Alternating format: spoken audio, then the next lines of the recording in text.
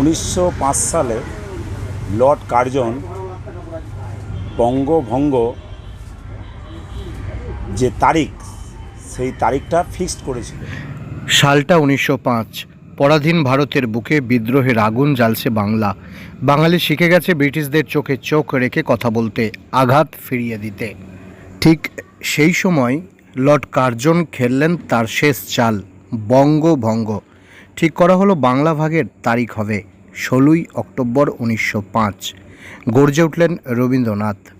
বঙ্গভঙ্গের বিরুদ্ধে তিনি হাতিয়ার করলেন রাখি বন্ধনকে। ঐক্যের সুতোর বাঁধনে জাগালেন বাঙালির ভ্রাতৃত্ববোধ। তাঁর ডাকে হাতে রাখি হয়ে উঠল প্রতিরোধের প্রতীক। কার্জনের বিভাজনের বিষ গুঁড়িয়ে গেল ঐক্যের বন্ধনে। প্রসঙ্গত মেমারিতেও রাখি বন্ধনের আয়োজন করা হয়। মেমারি শহর তৃণমূল কংগ্রেসের পক্ষ থেকে উপস্থিত ছিলেন রাজ্যের মন্ত্রী স্বপন দেবনাথ।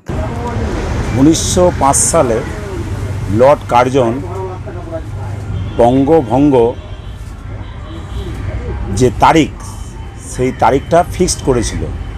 সেই সময় বাঙালিরা যেমন গর্জে উঠেছিল, রবীন্দ্রনাথ ঠাকুরও সেই গর্জে উঠেছিল এবং রবীন্দ্রনাথ ঠাকুর রাখি